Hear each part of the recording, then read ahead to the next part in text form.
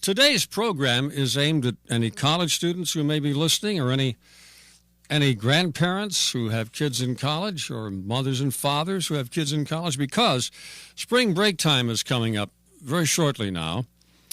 And Brian Zimmer is in the nation's capital, and he has an organization that's concerned about keeping kids, sorry college kids, we still think of you as kids, keeping them out of prison when they go on spring break. Well, not a bad idea. Stay tuned.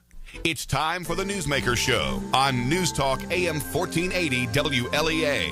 Here's Kevin Torres. Brian Zimmer, who's in Washington, was my guest several years ago when Eliot Spitzer wanted to give, and Hillary Clinton, I think, too, wanted to give driver's licenses to illegals. And I think they got defeated, but Brian is now concerned about young people going off to spring break in warmer climates and getting themselves thrown in the hoosegow. What's that all about, Brian? Well, the answer is college students may occasionally drink, or perhaps in their dorm rooms or among friends in their own college environments, but they're limited because they do need to get up and go to class. They need to be attentive to the demands of everyday life. And so even responsible college students, when off on a beach vacation, may err in terms of judgment. In particular, the beach environment in Florida and the East Coast, southeastern coast, which is warm enough to have beach week, there's a lot of alcohol around. And sometimes people get completely out of control at spring break that they would not get in their campus environment or in their hometown. Let me give you some facts. During spring break, the average male reported drinking 18 drinks per day, and the average female reported drinking 10 drinks per day. Wow, you're serious, huh? 18 this is drinks? From the Journal of American College Health. About half drank until they got sick or passed out at least once during their spring break outing. So the problem with spring breakers, it's true across the country, they're inclined to be ignorant of the severity of penalties for use, possession of a fraudulent ID in Florida, because that's where most of them go down the East Coast. That's relatively inexpensive airplane fares, it's connections, people carpool, it's a straight shot down the freeway. But they're not aware that Florida has been, really over a period of 20 years, progressively cracking down more severely on underage drinking and on the use of fake IDs to enter bars, etc. What is the drinking age in Florida? 21. It's a federal law now that is it? Okay. Drinking age is the same throughout the country. Didn't know that. Okay. Some people think it's a unwise drinking law, but that's not the issue. The issue, it is the law. The main penalties they get in Florida are not for drinking. They're for the misbehavior that accompanies drinking or for presenting fake IDs. Florida has much more severe penalties for presenting or possessing a fake ID to drink than to drink. If they get picked up for drinking, if they're not subject to public drunkenness because they're so completely out of control, they're normally given a citation and released in the morning, or maybe even in a few hours later after being arrested. But what happens is a significant number of those students, significant as in measurable percentages depending on the beach, are arrested for more serious crimes, which precipitated from their being, perhaps for the first time in their life, very drunk. It's because it's not about drinking; it's about how much they're drinking. And let's go back to the fake IDs. In other words, they get someone to give them a fake ID, and then when they go into a store or a bar, they can show these IDs. Let me see if I can get this scenario right. Then they do something that breaks the law or draws the attention of the police, and they're nailed for public intox or whatever, and then they are nailed for fake ID. What's the penalty for fake ID? In Florida, it's illegal to possess a counterfeit driver's license or ID card not produced, or any ID card not produced by the state of Florida and claiming that you're from Florida. It's a third-degree felony. Short answer is it's a third-degree felony punishable by up to 5 years in prison and a $5,000 fine. Now, that's not used routinely, but that is used for somebody, let's say they're 18 years of age and they look older than they are, they have a counterfeit, they use it to buy alcohol for others, the others get in a fight, they trace the booze back to the first perpetrator, who is just some happy, drunken college student who's getting generous, and he can get in a lot of trouble. If you identify yourself to a police officer with someone else's driver's license or a fake ID, a counterfeit driver's license, it's a first-degree misdemeanor, which is pretty serious in Florida, punishable with up to 1 year in jail and a $1,000 fine. That's one of the most common offenses that college students from up east encounter in Florida. What are the stats on what they really get? I mean, I know the 5 years and $5,000 fine is the ultimate, but... Well, the stats vary by the beach, and they vary by the night, because it depends on how much out of control a given situation is. The most popular beach resort in Florida is Panama City. It's also one of the more upscale. Because it's upscale, there's a lot of people that might be your age or mine also there during spring break, because they have condos and other fine homes of various sorts, and they don't really want their beach trashed or their streets trashed by out-of-control college students. Now, there are lots of people who are not college students and who are over 21 who also get arrested for various offenses, but they tend not to be with the severity, because young people really get a lot further out of control because they are young. They don't have a mature psychology, and for many of them, again, this is their first experience with heavy drinking. You just don't have the occasion in your normal hometown or your college campus to drink 18 alcoholic beverages a day. Wow, 18 a day for a male and 10 for a female.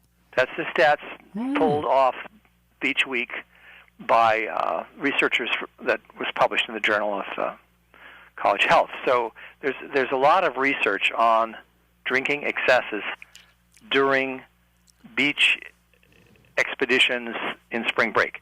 Let's also remind the listeners that there are plenty of people who go on spring break and go off and build houses, go to less developed countries and work on reading, do a lot of other activities, or simply go hiking or do something completely wholesome. There are students who go fishing on spring break, which is what I used to do. Where maybe one beer a day is consumed around a campfire. So let's not I don't mean to generalize about all college students by any means. This is specifically addressed to those who go down to the beaches during spring break, which may be only once or twice in their lives, but there's a certain percentage that get completely out of control, and they get themselves in a fair amount of trouble. Arrests in Panama City alone can average 100 a day. Yeah. Okay. Now I want to go back to my question. Now, what is if there's such a thing, the average punishment? What is the more common punishment? Let me put it to you that way. Not 5 years, surely, and 5,000. It depends on the offense, because offenses vary. Yeah. In other words, in Fort Lauderdale, which is pretty much closed out college students back in '96 because they had so many violent altercations with police, students were getting, whether they were students or simply young people that age who joined the beach crowd, there's no separate stats for students. There's just young people at the beach. They could be working in a tire shop someplace, but they're there during that week. The answer is it depends. An assault charge is going to get you 3 days in jail before you're even going to get out with bail in most cases. So, and criminal assault, especially if you assaulted a police officer who was in the process of looking for your ID, is going to get you subject to a penalty of as much as 6 months. Now, most young people who can afford to go to Beach Week have parents who can afford to pay for expensive attorneys. But there are actually sites dedicated to lawyers who help parents attempt to plea bargain their charges for possession, use of a fake ID, striking an officer when intoxicated, etc. So, because again, a student, take a college near you. Rensselaer, I expect, is not so far away. Alfred University is just down the road, yeah. Right. You're talking about very smart students who normally are very disciplined about their life and normally behave very, very well. But then all of a sudden you take them out of the pressure cooker of a fairly rigorous university environment and you throw them on a beach with a bunch of people they don't know, and people having a lot of drinking. There's girls throwing bikini tops, all sorts of exciting things that these recreational starved students haven't been around. They can start acting like a different person than the person that their family knows and that their friends know back in college. So what we really have here is a combination of alcohol and the suspension of good sense. Okay, we're going to take a break. I'm talking with Brian Zimmer, who's worried about young people, college and other young people, going to the beaches primarily in Florida, but anywhere along the East Coast. Of course, some of them have the money. Let's go to Mexico. I think, Brian, I don't know how old you are, but I think we're better off when we didn't have that kind of money floating around for kids. Well, sometimes I think parents could use more discretion and control. Certainly my own children, all four of them, went to college and graduated. Only two of them ever went to a beach week activity, and they did that after they were 21. And they were on a pretty severe restricted, and they didn't go to Florida. They went to cheaper, colder beaches further north. All right, we'll be back in just a moment.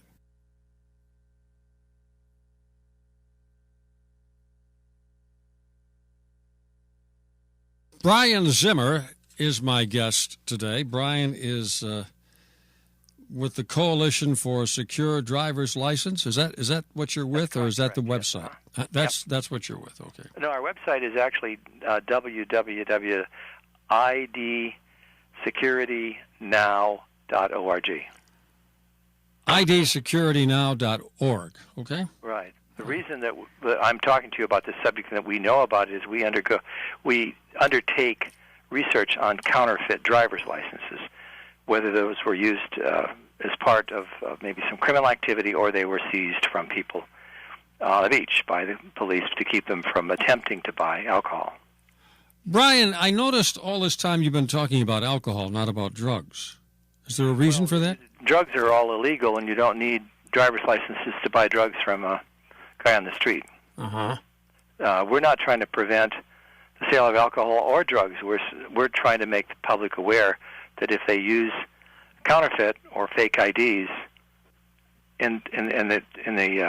with the purpose of buying tobacco or alcohol, they are subject to more severe penalties in some states than in others. Now, you're calling me from New York State, and after Florida, New York State is the most severe in enforcement of alcohol laws.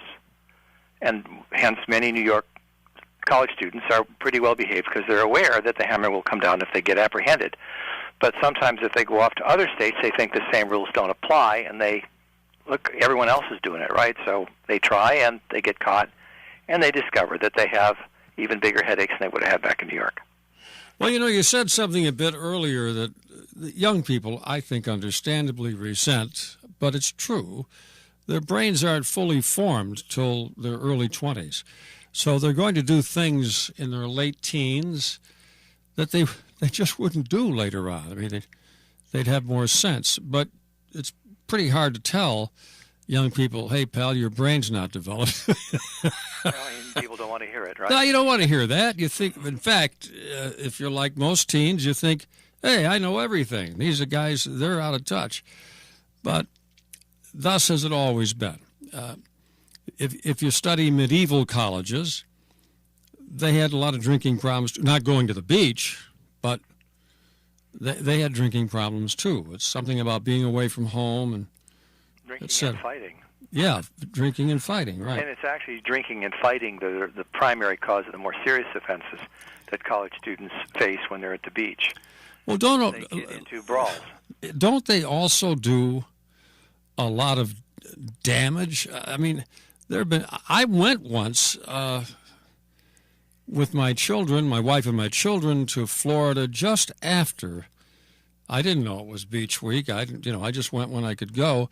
But apparently it was after Beach Week, and they pretty much wrecked the hotel, and they were still working on it. Well, there are towns in Florida that don't want a Beach Week, and they don't want college students. There are towns like Fort Myers where between the police and the hotel associations, they limit it to a few beaches, specifically in town. And so you could be at Fort Myers next week in Beach Week. Unless you know which beaches to go to, you wouldn't even be aware there's college students there because they don't want them there. They just do too much collateral damage. That's right. And aren't there always sad cases of kids getting killed? Many. That's why Florida really cracked down. It wasn't the damage to property that they were worried about. And there's our special task forces assigned to those beaches, like Panama City Beach, that will be working the next month in Florida. They're organized by the State Alcohol Control Organization, known as Florida ABT. And they do a month-long where they actually bring in police, and the state of Florida pays for the overtime, to try to limit the damage. In other words, they try to intervene before the kids get in trouble. When is Beach Week? Apparently it's the same thing everywhere? It's a month-long because every college in the United States has a slightly different beach spring break than every other. And Beach Week is about spring break for colleges. So it's in March normally? It starts the second week of March and runs into the first week of April. It's a month long in Florida. That's how they see it from a state point of view. Because they see it as a police control issue. Now, before we went on the air, you said something to me that I don't think you wanted to get into it, but you said that there are even some foolish parents who allow their high school kids to go. Is that right? No. Pre-college. Pre-college. Pre-college. In other words, high school age. Yeah, that's what I said. High school kids to go. Yeah, high school kids are not old enough, not either gender, to be going off to Beach Week. No. Beach Week is rough enough for the 18-plus young adults. Because in my mind, they are young adults at 18. If you're old enough to serve in the military, you're a young adult. Yeah, I know that, but they're still not fully developed brain-wise. There have been a lot of studies on that. Yeah. That's true. And it's a percentage. I mean, maybe 1 out of 3 is still immature. And maybe it's that, but that's the 1 out of 3 that also gets in the brawl and ends up in the hoosegow, calling mom and dad to try and get him out, or ends up in the hospital, and one of the parents has to fly down and work through the details. Well, there are a lot of young people who do get injured doing stupid stuff, jumping into shallow water and breaking their necks, things which they would not do sober. But when you start looking at the stats showing this very high level of drinking that goes on, that's where the problem lies. And so our point is not, we can't stop people from foolishly drinking, but we can say that if you do use a fake ID to attempt to buy liquor or to buy liquor in Florida and the police catch you, they are not going to let you off lightly. It won't be like home. And Daddy and Mommy are going to have to come through with a lot more money for you. In many cases, there are many cases where they have to go pay significant legal fees because of the felony offense elements. They didn't just drink; they also struck an officer. Then, when the other officers tried to hold them, they resisted arrest. Bingo! Yeah. On and on, public drunkenness. Yeah, felony offense, or series of them. Okay. Yeah. What's your website again, Brian? It's www.idsecuritynow.org. Okay. Thanks, Brian Zimmer. Thank you very much. Wait a minute, one more question. I had you on the air several years ago when Elliot Spitzer wanted to give... That's right, 2007. That's the fall of 2007. How many states ended up giving driver's licenses to illegals? They actually, it's all over the ballpark right now. Why don't we try and schedule another one? We can talk about that. We're actually working with some states on how you might do that in a safe way, if that's possible, and how much more trouble that is than it is handling regular citizens like you and me. But it's very, very risky business, and you need to have a lot of safeguards in place if you're going to attempt it.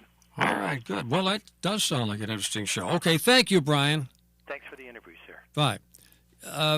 I'll tell a brief story about family I knew in Hornell. I won't mention any names. This was back in World War II. These people are all deceased now. But high school kid, just after Pearl Harbor, a couple of high school guys, and I knew these guys. They thought, wouldn't it be fun to call in an air raid? So they called the YMCA and said, there's an air raid. Japanese planes are on their way to bomb Hornell. Well, I don't think it took a genius to figure out that that wasn't going to happen. So they called the cops. The cops caught these guys. Bingo. I mean, almost immediately. threw him in the Hornell lockup. They called the father of one of these guys I know. He said, "We've got your son in jail here." What for? He said, "Well, he called in a fake air raid, scared a bunch of people." He said, "Okay, I'll be down to get him." And he did come down 6 hours later. And when he got there, he looked in the jail, in the cell. He said, "Yeah, that's my kid, all right." And he left again. I think the kid got the message. Well, that's it for now. Stay tuned for news and information on AM 1480 WLEA. And no, I will not reveal who those people were. Thank you.